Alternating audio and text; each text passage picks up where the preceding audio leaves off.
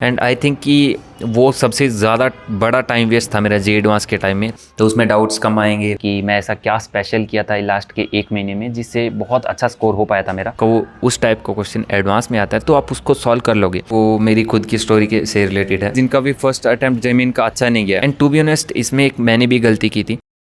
So you are here, तो मैं ज्यूम कर रहा हूँ कि आपका जे एडवांस का पेपर 20-25 दिन बाद है। And you want to know कि लास्ट के एक महीने की में कैसे प्रिपरेशन करनी होती है, क्या स्ट्रेटजी रहती है। And also I am gonna share my personal experience, जिसके बेसिस पे लाइक जो गलतियाँ मैंने की थी, अच्छी बातें भी है लेकिन गलतियाँ काफ़ी की थी, जिनके बेसिस पे मैं बता सकता हूँ कि हाँ मतलब मेरी रैंक क्वाइट डिसेंट थी बट फिर भी स्टिल और इम्प्रूव हो सकता था, ऐसा मेरा मानना है। सो ज़्यादा टाइम वेस्ट नहीं करूँगा मैं। So let's start the video. First point जो है वो मेरी खुद की स्टोरी के से रिलेटेड है। तो मैं एक छोटा सा एक्सपीरियंस शेयर करता हूँ कि जब जेईई मेन फर्स्ट अटैम्प्ट हुआ था तो उसमें मेरे काफ़ी ठीक ठाक मार्क्स आए थे, लाइक 98.789 कुछ इतना था स्कोर था मेरा, 99 के बहुत करीब था। तो उसके बाद लाइक इसमें ऐसा था कि मुझे ऐसा लग रहा था कि ठीक ठाक एनआईटी मिल जाएगा। तो उसके बाद सेकंड अटैम्प्ट के लिए इतना प्रिपेयर होने की कोई खास ज़रूरत नहीं। उसके बाद फिर मैंने जे एडवांस की प्रिपरेशन करनी स्टार्ट कर दी थी। Like I start solving integer type question, multiple choice question, जो मैथ्स दी कॉलम होते हैं, मतलब जितने भी जे टाइप के क्वेश्चन बन सकते हैं वो स्टार्ट कर दिए थे सॉल्व। इवन सब्जेक्टिव क्वेश्चन, क्योंकि हाँ सब्जेक्टिव क्वेश्चन करना ज़रूरी है क्योंकि इससे आपके कॉन्सेप्ट बिल्ड होते हैं। तो सेकंड जब अटैम्प्ट हुआ तो मेरे कुछ 96-97 परसेंटाइल आए थे जेईई मेन में, बट मेरे को उससे फ़र्क नहीं पड़ता था। मेरे को पता था कि अगर मैं ऐसे प्रिपेयर होता जाऊँगा जे एडवांस के लिए तो जे एडवांस तक आते आते मेरी अच्छी खासी प्रिपरेशन हो जाएगी, क्योंकि जेईई एडवांस के लिए बहुत कम टाइम मिलता है। लाइक सेकंड अटैम्प्ट आते ही उसके जस्ट बाद जेईई एडवांस आ जाता है, क्योंकि 20-25 दिन मिलते होंगे मैक्सिमम, और इस बार तो और कम मिल रहे हैं। तो इसके बाद फिर जे एडवांस की प्रिपरेशन करता गया और फाइनली लाइक अच्छा खासा हुआ था J advance. Now my second point is JEE advance level के क्वेश्चन सॉल्व करना स्टार्ट करो।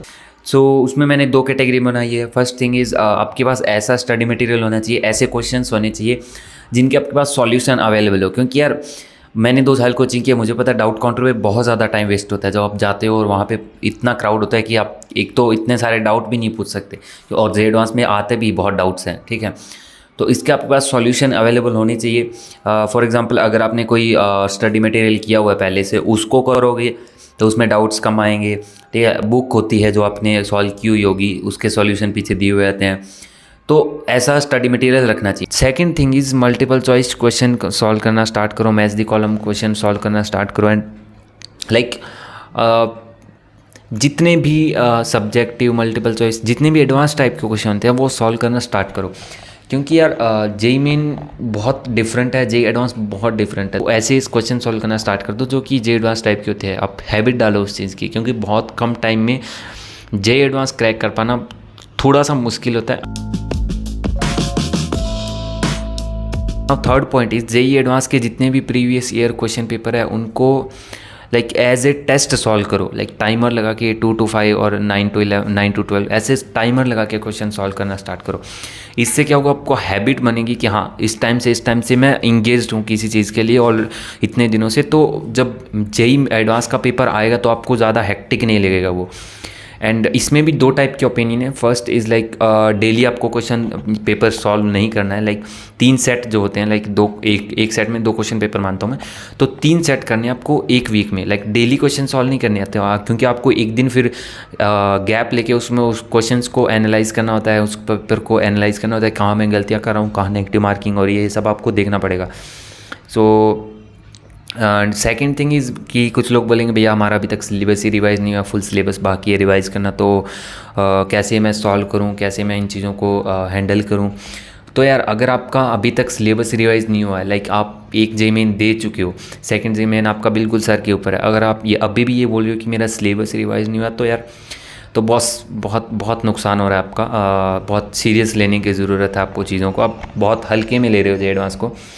तो ऐसा मत करो, जल्दी से जल्दी सिलेबस रिवाइज़ करो। एंड इवन इसमें भी मेरा एक ओपिनियन ये है कि अगर आपको आपने कोई चैप्टर अभी रिवाइज़ नहीं किया है तो लाइक उसको ठीक है, फिर भी जे एडवांस का पेपर देख ही देखो आप एक बार, क्योंकि जब चीज़ें नहीं आती है तो उन चीज़ों को कैसे हैंडल करना होता है, उन क्वेश्चंस को कैसे हैंडल करना होता है, ये भी एक टाइप का एक्सपीरियंस होता है जो कि जो ज़रूरी है बेसिकली। क्योंकि जे एडवांस में ऐसा नहीं है कि आपके सारे क्वेश्चन देखे हुए मिलेंगे, बहुत नए नए क्वेश्चन मिलेंगे आपको जे एडवांस में। ऐसा है कि बिल्कुल ऐसा लगेगा कि हाँ यार ये क्या आ गया, तो वो चीज़ें भी आनी चाहिए कि आपको कोई चैप्टर आपने रिवाइज़ नहीं किया, बट एक बार पढ़ा हुआ है ठीक है, बट रिवाइज़ नहीं किया हुआ, तो उन चीज़ों को कैसे हैंडल करना होता है, कैसे लाइक तुक्के मारना भी बेसिकली बोल सकते हो, तुक्के मारने कैसे आते हैं, तो ये चीज़ें भी आ जाती है धीरे धीरे।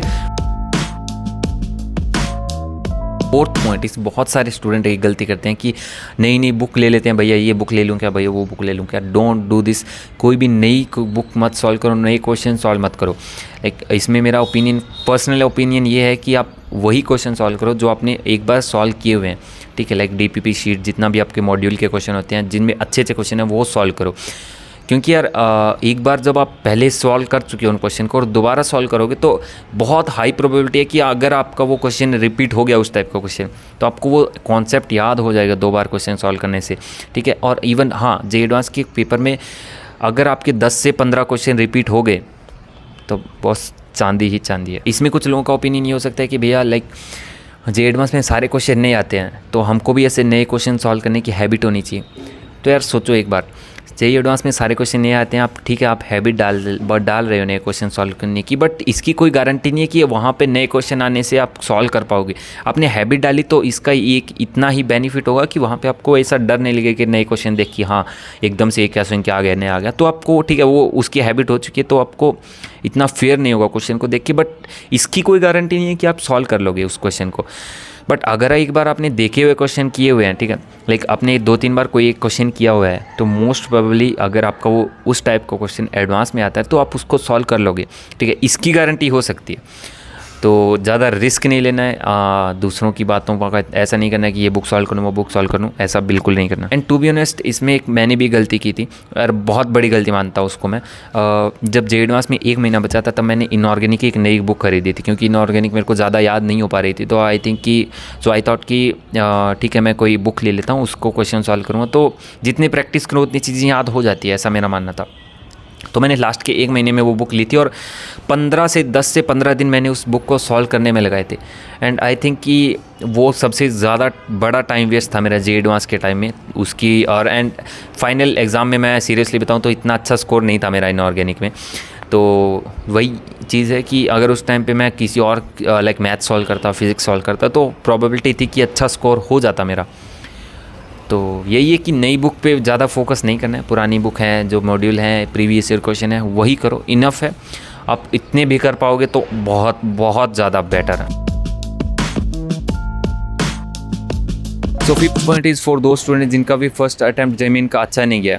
सो यार अभी मेरा पर्सनल सजेशन ये है कि अभी आप कंप्लीटली जेईई पे फोकस करो, जे एडवांस का इतना प्रिपेयर करने की ज़रूरत नहीं है। क्योंकि यार एक चीज़ सोचो, अगर आपका फर्स्ट अटैम्प्ट अच्छा नहीं गया एंड सेकंड अटैम्प्ट भी बाई चांस बेकार चला गया तो आपका कॉन्फिडेंस लेवल इतना गिरेगा ना कि जे एडवांस आप कर भी नहीं पाओगे, ठीक है। क्योंकि एक बार अगर कॉन्फिडेंस लेवल चला गया तो फिर भी कुछ नहीं है, बहुत कम प्रोबेबिलिटी है कि आपका जे एडवांस निकल पाएगा। बट अगर आपका जेईई अच्छा चला गया सेकंड अटैम्प्ट, आपने बहुत अच्छे से मेहनत की एंड सेकंड अटैम्प्ट आपने निकाल लिया, बहुत अच्छा स्कोर किया आपने, तो आपका कॉन्फिडेंस एकदम बूस्ट हो जाएगा। आप जेईई एडवांस भी निकाल लोगे, उसमें प्रोबेबिलिटी आपकी काफ़ी हाई है कि आप जेईई एडवांस अच्छे से फोड़ दोगे। तो यार इसमें एक अभी सेंट ही नहीं होना इस चीज़ में कि हाँ मैं जेईई मेन पे फोकस नहीं करूँगा, अभी जेईई एडवांस पे फोकस करूँगा, मैं आईआईटी में जाना है, मेरे को एनआईटी में नहीं जाना है, इतना सेंट ही होने की ज़रूरत नहीं है। यहाँ पे दिमाग से काम लेना है।